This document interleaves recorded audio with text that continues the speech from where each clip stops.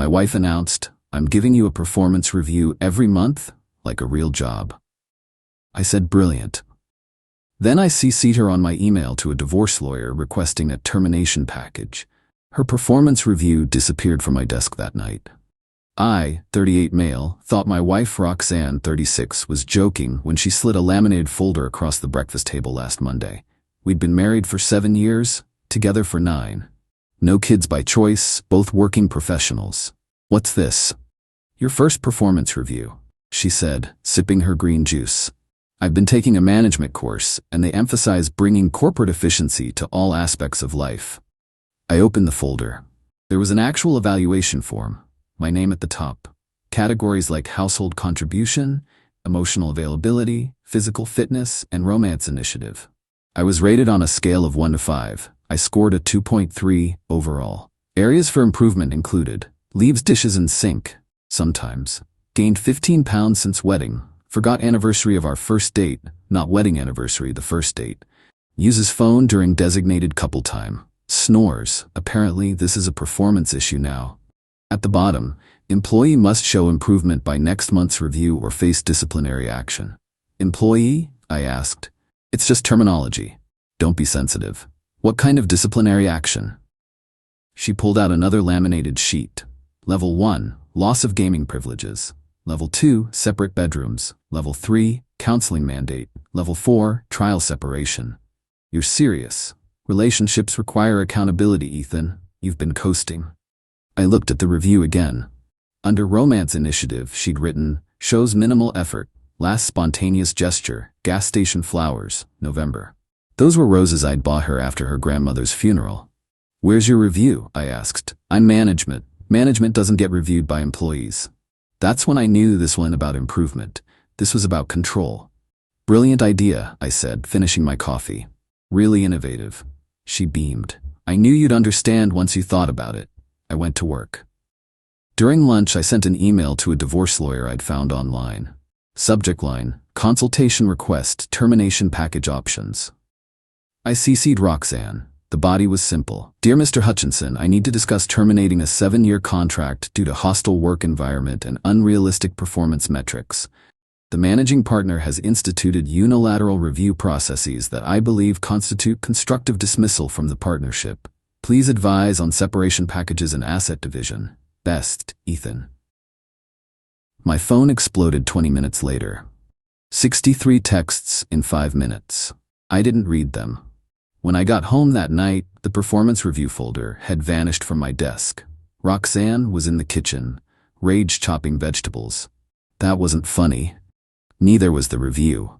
"I'm trying to improve our marriage. By treating me like an employee? Where's the mutual evaluation? Where's my input on your performance?" She slammed the knife down. That email was abusive. It was honest. "You want corporate structure? There it is." She stormed upstairs. I slept on the couch that night. Not because she kicked me out, because I chose to. The next morning, there was a new folder on the kitchen table. Incident report, hostile communication.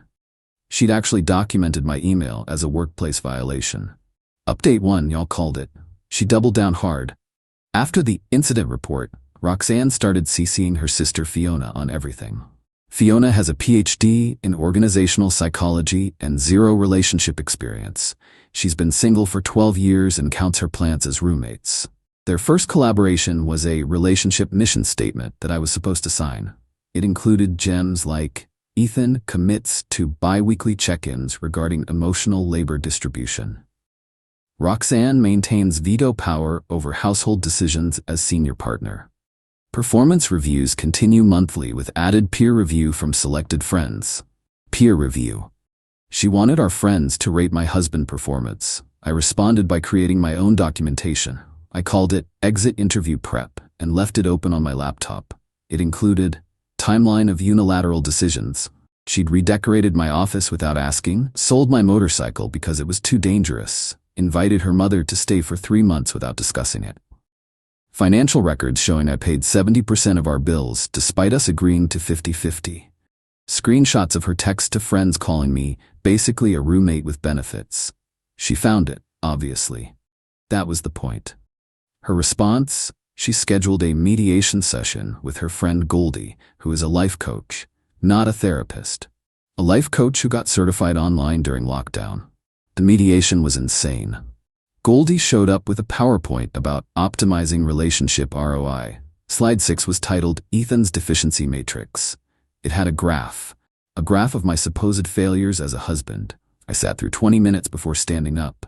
This is dehumanizing, Qley gasped. That's aggressive language. No, aggressive is ambushing someone with a PowerPoint about their failures. Roxanne started crying. You're sabotaging this. I'm refusing to be treated like a broken appliance you're trying to fix. I left.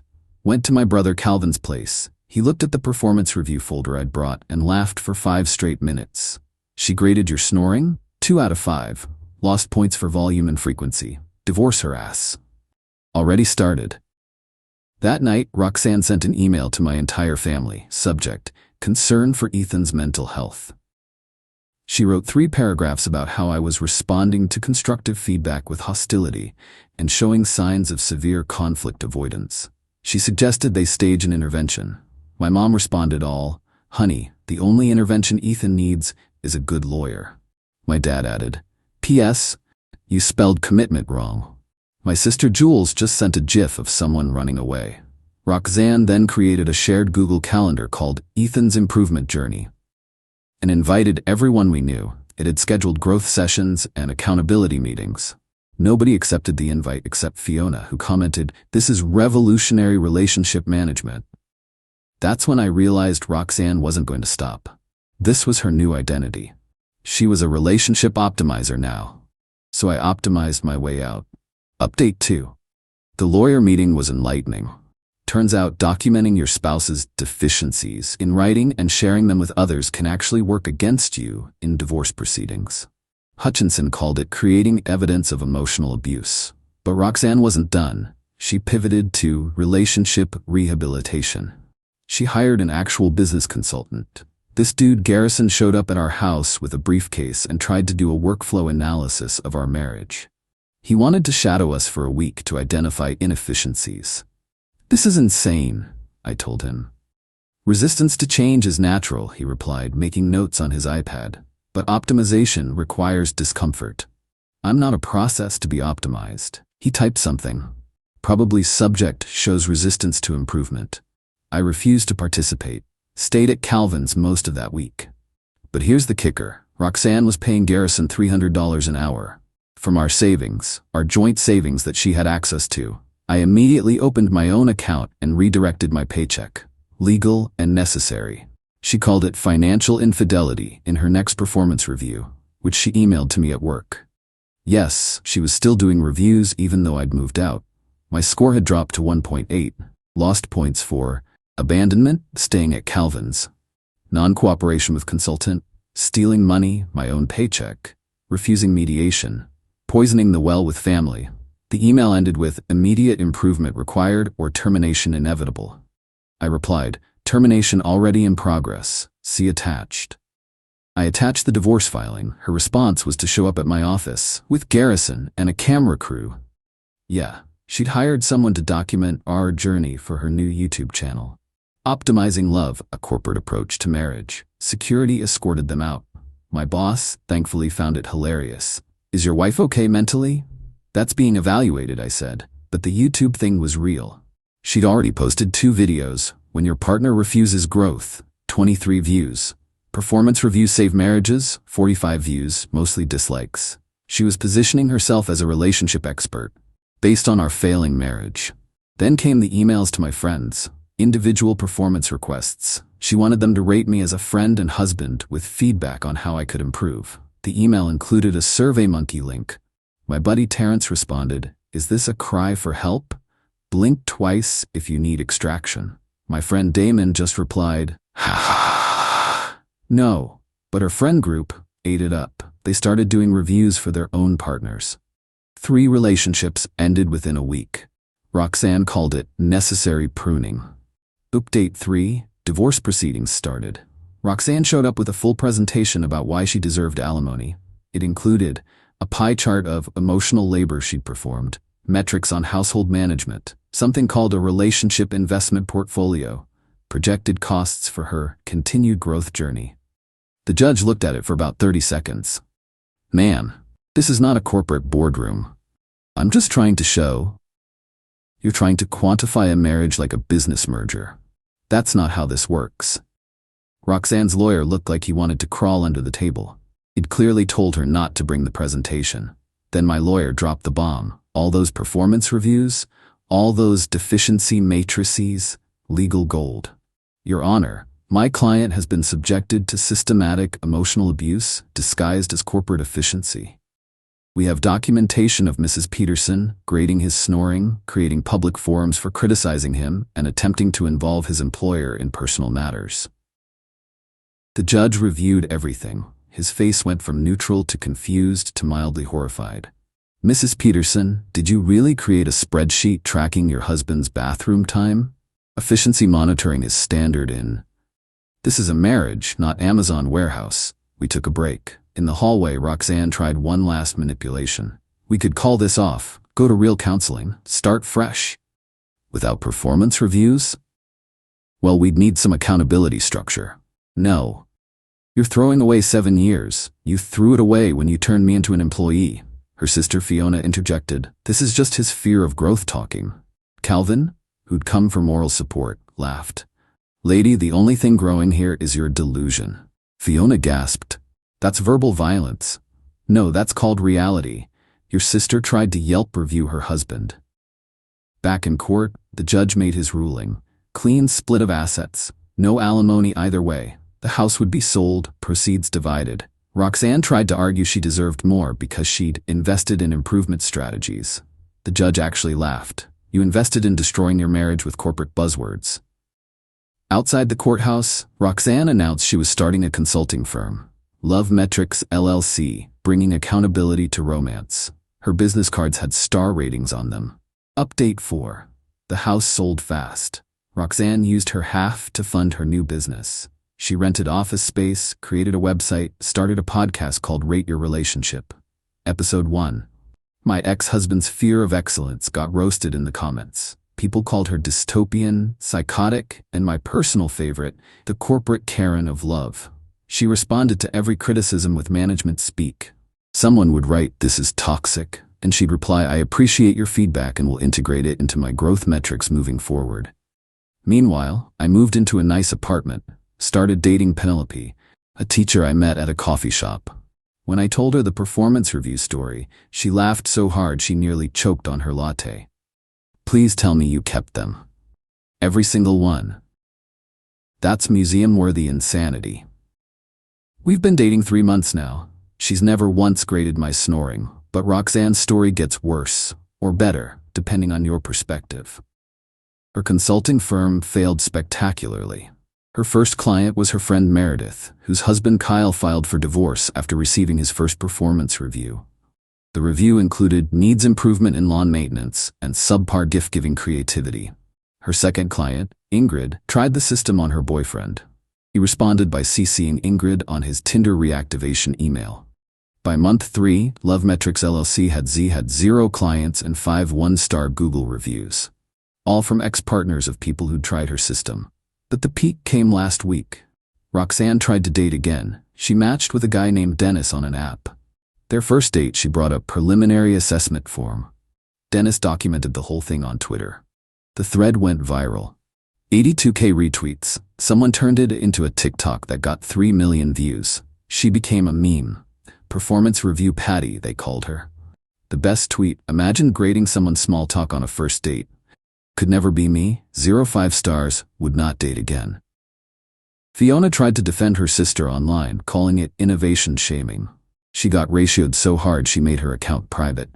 Final update, it's been 6 months since the divorce finalized. I'm doing great. Penelope and I are happy. She jokes about giving me performance reviews, but they're all 5/5 would husband again when I do something nice. Roxanne's journey has been something else. After the viral incident, she pivoted again. Now she's a recovery coach for optimization survivors. She helps people who've been through toxic productivity culture. The irony is completely lost on her. Her website bio says, "After my own journey through the darkness of metrics-based thinking, I'm here to help others find balance. She's basically coaching people to recover from exactly what she did to me. Garrison, the business consultant, sued her for unpaid fees. Turns out she owed him $4,500. She tried to pay him in exposure from her YouTube channel. He declined. Her YouTube channel peaked at 234 subscribers. Most videos now get under 50 views. The comments are brutal. This woman performance reviewed her husband's snoring and wonders why she's divorced. Imagine being so insufferable that your own family roasts you via reply all. Plot twist. She was the one who needed improvement. Last month, she reached out one final time. Not to apologize. Roxanne doesn't do apologies. She wanted me to appear on her podcast for an episode called When Partners Resist Evolution. I replied with a performance review of her podcast. Content quality, 1.5, repetitive and lacks insight. Host engagement, 1S. Talks over guests, doesn't listen. Production value, 2/5. Decent mic, terrible editing. Overall rating, 1.5/5. Needs significant improvement. Recommendation, termination of podcast. She blocked me on everything after that. Calvin framed my review and gave it to me for Christmas. It hangs in my apartment now. The last I heard through mutual friends, she's dating a life optimization expert she met at a productivity seminar. They schedule their dates in 90-minute connection sprints. He gave her a performance review after their third date. She cried. They're still together somehow. They deserve each other. Fiona still insists her sister was ahead of her time. She started her own consulting firm, Love Systems International, 0 clients so far. She keeps posting LinkedIn articles about why traditional romance is dead that get 3 likes, one from Roxanne, one from her mom, one from a bot. Their mom called me last week. I'm sorry about Roxanne. I don't know where I went wrong. You didn't. She just watched too many productivity YouTube videos. She tried to review my Thanksgiving turkey. Gave it a 3.2. We both laughed. As for me, life is peaceful. No metrics, no reviews, no improvement plans. Just actual human connection with someone who sees me as a partner, not a project. Penelope saw Roxanne at a grocery store last week. Roxanne was arguing with the cashier about the inefficiency of their checkout process and demanding to speak to someone about optimization opportunities. The cashier was 17 and dead inside. Ma'am, this is a grocery store. Exactly. There's so much room for improvement. Security eventually escorted her out for harassing staff. She probably gave them all 1-star reviews in her head. To anyone dealing with someone who treats relationships like a business, run. Run fast, run far. Love isn't a KPI. Marriage isn't a performance metric, and your worth can't be measured on a 5-point scale. Unless you're grading how fast you can divorce someone who thinks it can be, then I give myself 5 stars. Edit. Stop asking for Roxanne's business contact. It doesn't exist anymore. Also, Garrison is doing well. He only works with actual businesses now and has no couples in his email signature. Edit 2. For everyone asking, yes, the performance reviews are real. I have them in a folder labeled Evidence of Insanity. My lawyer kept copies too. He shows them to other lawyers at conferences as the wildest case I ever had. Edit 3. Dennis, viral date guy, reached out. We're friends now. He's dating someone normal. We have a group chat called Performance Review Survivors with Kyle and 3 other guys who've been through similar situations. We meet for beers monthly. No agendas, no metrics, just dudes recovering from dating nightmares.